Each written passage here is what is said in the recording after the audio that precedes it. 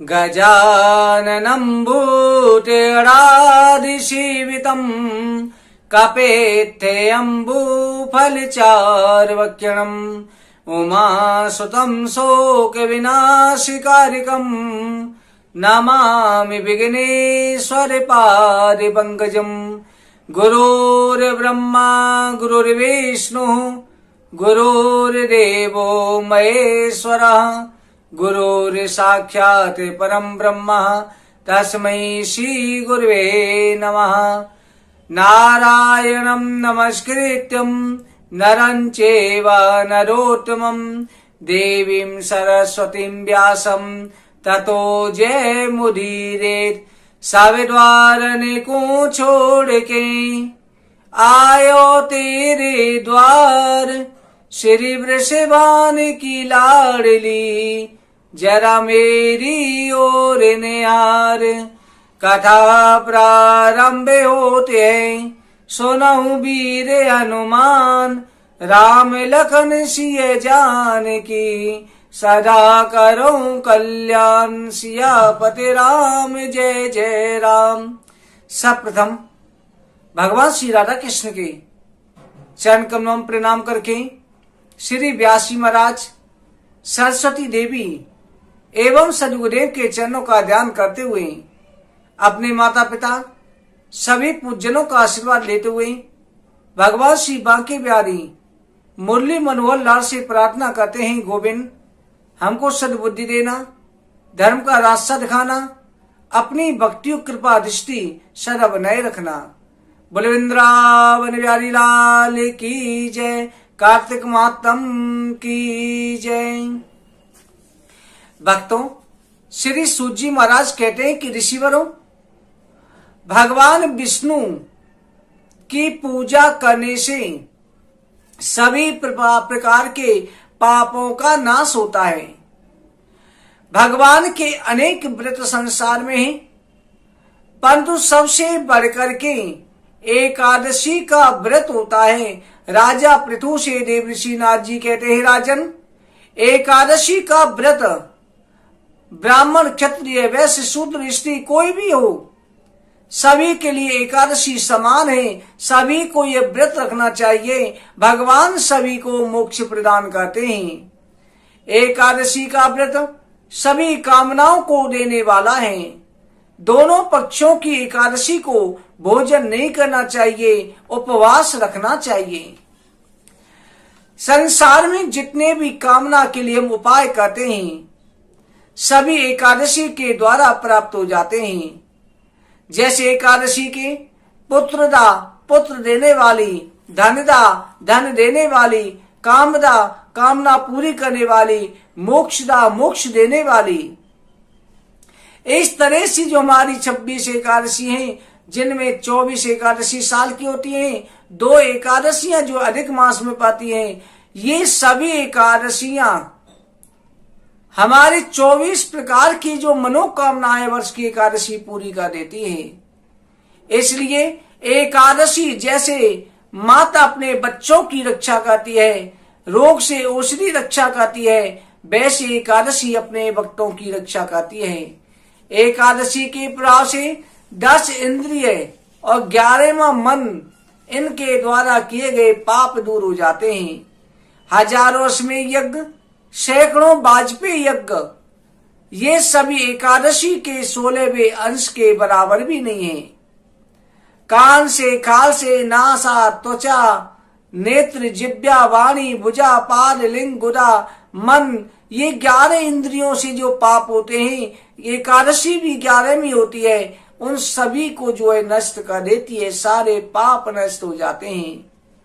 उपवास का फल लेने वाले एकादशी को दोनों समय भोजन नहीं करे, यहाँ तक कहा जाता है बहुत से दशमी की रात्रि को भोजन नहीं करते, एकादशी को दोनों समय नहीं करते, और द्वादशी के प्रातः काल के समय नहीं करते, मध्याह्न में करते हैं। एकादशी को जो है रात्रि दिन निराहार रहे, केवल फलाहार करे, तो माँ पापी भी हो चाहे छोटा पापी हो, एकादशी व्रत के प्रभाव से परम पद को प्राप्त होता है। स्नान करके पवित्रता से विष्णु भगवान का पूजन करे, चंदन फूल इत्यादि से चढ़ा करके अर्पित करके फिर रात्रि को भगवान के सामने भजन कीर्तन जागरण करे। भगवान की कथा सुनना, भगवान के सामने कीर्तन करना, नाचना, भगवान को फल अर्ध सिद्धा दान ये सभी अर्पण करना, सत्य वचन सोवे नहीं, आनंद युक्त होकर के परिक्रमा, पाप आलस रहित होकर के निरंजन युक्त नमस्कार करे, पैर पैर में रात्रि को दीपदान करे, निरंजन विधि करे। इस तरह से जो एकादशी की पूजा करता है मनुष्य पृथ्वी पर जन्म नहीं लेता, जन्म मरण से मुक्त हो जाता है। सत्य, सोच, दया, त्याग, संतोष, सरलता, सम, दम, तपस्या, समता, सहनशीलता, निवृत्ति, शास्त्र, ज्ञान, ईश्वर, सूर्यता, तेज, स्वर, स्मरण, स्वतंत्रता, कुशलता, कांति, धैर्य, कोमलता, प्रचंडता, प्रगल्भता, बल, वीर, पराक्रम, भाग्य, गंभीरता, स्थिरता, आस्तिकता, मान, अहंकार रहित, जागरण, ये 36 गुण प्राणी को प्राप्त हो जाते हैं। व्रत करने वाला एकादशी को स्नान करके फिर इंद्रियों को शुद्ध करके इस व्रत को करे। इस व्रत को करते हुए भगवान विष्णु की पूजा करे के प्रभु अज्ञान से अंधे मुझको इस व्रत से प्रसन्न हो जाओ, ज्ञान दृष्टि दो, ऐसा देवा देव भगवान से कह करके द्वादशी को जो है ब्राह्मणों को भोजन करा करके दक्षिणा दे और नारायण में मन लगा करके पंचमा यज्ञ करके मौन होकर के बंधु बांधु समेत भोजन करे। जो कोई पुण्यकारी एकादशी का व्रत करे सो विष्णु लोक को जाता है, दोबारा से माता के गर्भ में नहीं आता। गंगा के समान तीर्थ नहीं, माता के समान गुरु नहीं, विष्णु के समान देवता नहीं और अन्न न खाने के बराबर कोई तपस्या नहीं। वेद के समान शास्त्र नहीं, शांति के बराबर सुख नहीं और सत्य के बराबर ज्योति नहीं और कीर्ति के समान कोई व्रत नहीं। ज्ञान के समान कोई लाभ नहीं, एकादशी के समान कोई व्रत नहीं, पिता के समान गुरु नहीं और कार्तिक के समान कोई धन नहीं। एकादशी का हे राजन अब हम तुम्हारे सामने इतिहास कहते हैं। पूर्व समय में सत्य बोलने वाला शांत जितेंद्रिय तपोनिधि गालव नाम के ऋषि नर्मदा के तट पर वास करते थे। नर्मदा के तट पर बहुत वृक्षों युक्त, मृगों से सेवित, सिद्ध, चारण, गंधर्व, विद्याधरों से युक्त होकर के वहां पर रहते थे। गालव ऋषि के बद्धशील नाम का एक पुत्र हुआ जो जितेंद्रिय था। पूर्व जन्म के उसे याद थी। वो भगवान नारायण में बचपन से जब से उसे ज्ञान हुआ, जब से वो 4-5 वर्ष की अवस्था का था तभी से नारायण की भक्ति करता। बद्धशील बालकों के साथ खेलने में मिट्टी की मूर्ति बना करके विष्णु भगवान की पूजा करता। बद्धशील अपने मित्रों से कहता कि अरे मित्रों, तुम भी जो है भगवान नारायण की पूजा करो, भगवान की भक्ति करो, एकादशी का व्रत करो। इसलिए बच्चों को समझाता, भगवान की मूर्ति बना करके हमेशा उनसे पूजा करवाता, स्वयं करता। गालव ऋषि ऐसे पुत्र का चित्र देख करके चकित होते। उन्होंने एक दिन अपने पुत्र को गले से लगा लिया। हे भद्रशील, हे माँ बाप, तुम्हारा स्वभाव बहुत अच्छा है, जो योगियों को भी दुर्लभ नहीं है, वो तुम्हें बाल्यकाल में भक्ति प्राप्त हो चुकी है। रोज हरि की पूजा करते हो, तुम एकादशी का व्रत करते हो, सुख दुख रहस्य भगवान विष्णु में मन लगाते हो। हे पुत्र, मैंने तो तुम्हें ज्ञान नहीं दिया, तुम्हें बचपन से ऐसी भक्ति कैसे प्राप्त हो गई, ये क्या कारण है? भद्रशील ने अपने पिता के वचन सुने, कहा कि हे पिताजी, मैं आपको अपना पूर्व जन्म सुनाता हूँ, मुझे अपना पूर्व जन्म याद है। हे पिताजी, पूर्व जन्म के कर्मों से सब कुछ मैंने किया है।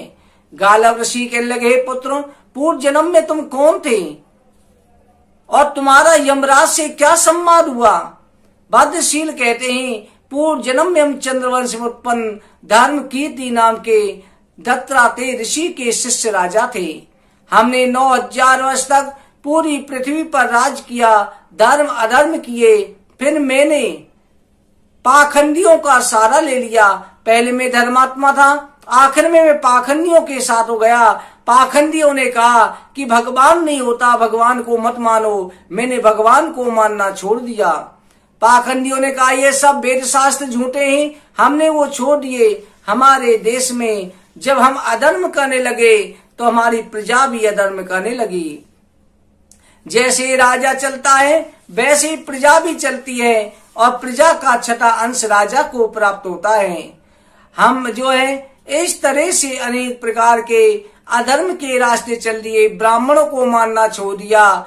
हमने अनेक तरह के आज जैसे नए नए धर्म बनते हैं, उन धर्मों में हमने प्रवेश कर लिया, सनातन धर्म को छोड़ दिया। एक दिन मृगों का शिकार खेलने के लिए सेना के साथ वन में गए, बहुत तरह के मृगों को मारा, रेवती नदी के तट पर गए, दूर से व्याकुल नदी में स्नान किया और वहीं पर पीड़ित होकर के नदी के किनारे बैठ गया। मैंने वहां पर बहुत से ब्राह्मणों को, ऋषि मुनियों को एकादशी का व्रत करते हुए देखा। वहीं पर मैंने रात के समय पर एकादशी का जागरण भी देखा। जागरण में उस दिन जो है मैं सेना से बिछुड़ गया था। मैंने एकादशी के दिन कुछ खाया नहीं, भूखा प्यासा बैठा रहा, रात को जागरण देखा। इस तरह से जब रात में भयंकर सर्दी भी थी, जागरण में था, तो उस समय मेरे प्राण निकल गए। मेरे प्राण निकलने पर यमराज के दूत आए, मुझे रस्सियों में बांध करके अनेक तरह की पीड़ा देते हुए यमराज के पास ले गए। मैंने भयंकर यमराज को देखा। यमराज चित्रगुप्तों से कहने लगे कि अरे चित्रगुप्तों, इसका खाता देख करके बताओ। सूत जी कहते हैं ऋषियों, यमराज के पूछने पर चित्रगुप्त विचार करके बोले कि भगवान ये पापी है, पर इसने एकादशी के दिन मनोरमा देव नदी के किनारे पर जागरण किया है और एकादशी का व्रत इसे अनजाने में हो गया। रात्रि इसने जागरण किया, इससे प्राण निकल गए, इसलिए वो एकादशी के प्रभाव से पापों से छूट गया है। चित्रगुप्त के ऐसे वचन सुनकर के धर्मराज कांपता हुआ मेरे चरणों में गिर पड़ा। भक्ति भाव से धर्मराज ने पूजन किया। धमकाते हुए अपने दूतों से कहा, अरे दूतों, मेरा वचन सुनो। जो भगवान के भक्त होते हैं उनको मेरे पास लेकर के मत आया करो, उत्तम हित का मैं वर्णन करता हूँ। हे दूतों, जो विष्णु जी की भक्ति करते हैं, ब्राह्मणों के भक्त हैं, एकादशी व्रत करने वाले हैं, जितेंद्रिय हैं, नारायण अच्युत हरे मुरारे, जो ऐसा बुलाते हैं, जो भगवान शिव जी का हे गोविंद, हे माधव, हे शंभो, हे शिव, हे शूलपाणी, हे दामोदर, हे अनंत, हे जनार्दन, हे वासुदेव, ऐसे नामों को पुकारते हैं, उनको कभी लेकर के मत आना। ए दूतों, जो माता पिता की सेवा ना करें, जो ब्राह्मणों से, संतों से, देवताओं से शत्रुता रखे, जो देवालयों का धन खाए, जो लोगों को मारता है, पापी है, जीव हिंसा करता है, ऐसे लोगों को पकड़ के लाया करो। भद्रशील कहते हैं कि पिताजी, यमराज ने जो कहा हमने सुना, वहां का करण स्मरण करके हम जो है इस समय पर पिछले जन्मों की बातें याद करके दुखी होते हैं। मेरे अनुताप से उस धर्म को छूने से सब पाप नष्ट हो जाते हैं। संपूर्ण शारीरिक मुक्ति भगवान विष्णु प्रदान करते हैं। धर्मराज ने हमें विमान पर बिठाया और विमान पर बिठा करके पूजन करके बैकुंठ भेज दिया। हम बैकुंठ में रहे पिताजी, हजारों वर्षों तक हम बैकुंठ में रहे, फिर इंद्रलोक में रहे, फिर देवताओं ने हमारी पूजा करी, उसके बाद हम पृथ्वी पर आए और यहाँ पर हमने एक बड़े कुल ब्राह्मण के घर में जन्म लिया। पिताजी, हमें पूर्व जन्म की याद है, सारे कर्म याद हैं, इसलिए हम एकादशी का व्रत करते हैं, भगवान विष्णु की भक्ति करते हैं। हम जो है ब्राह्मण कुल में जन्म लेकर के तपस्वी ब्राह्मण के घर होने से पूर्व जन्म की बातें याद हैं। भक्ति हे पिताजी, हमने पराधीनता में, मजबूरी में एकादशी व्रत करके उसमें प्राण त्यागे, तब ऐसा फल मिला। भक्ति से एकादशी व्रत करने वाले को कितना फल मिलता होगा। इस कारण से हम एकादशी का व्रत करते हैं। परम स्थान की अपेक्षा लोग भक्ति करके जो विष्णु भगवान की पूजा करेंगे, एकादशी का व्रत करेंगे, वो भगवान के वैकुंठ लोग चले जाते हैं। हे पिताजी, जो इस प्रसंग को सुनता है सभी पापों से छूट जाता है। सूत जी कहते हैं, ऋषियों, गालम मुनि पुत्र के ऐसे वचन सुनकर के बड़े प्रसन्न हुए कि आज मेरा जन्म सफल हो गया, मेरा कुल पवित्र हो गया, जो विष्णु भक्त ने मेरे घर में जन्म लिया। गालव ऋषि ने फिर भगवान विष्णु की पूजा की विधि, जो विधि विधान था वो जानता नहीं था, अपने पुत्र को सिखाया और विष्णु की भक्ति सिखाई। इस तरह से गालव ऋषि अपने पुत्र को धर्म ज्ञान देकर के स्वयं भक्ति में लग गए। श्री सूत जी महाराज कहते हैं, ऋषियों, जो एकादशी का व्रत श्रद्धा भाव से रखता है, भगवान श्री हरि के लोक को सभी दुखों से मुक्त होकर प्राप्त होता है। बोलो एकादशी मातम की जय। कथा सदा होती रहे, सुनहु वीर हनुमान, राम लखन सिय जानकी, सदा करो कल्याण सियापति राम, जय जय राम। आज के दिन भक्तों बेर नहीं खाने और कल मसूर की दाल। पुलेंद्रावन बिहारी लाल की जय। कार्तिक मातम की जय। जय जय श्री राधे, जय जय श्री राधे, जय जय श्री राधे श्याम।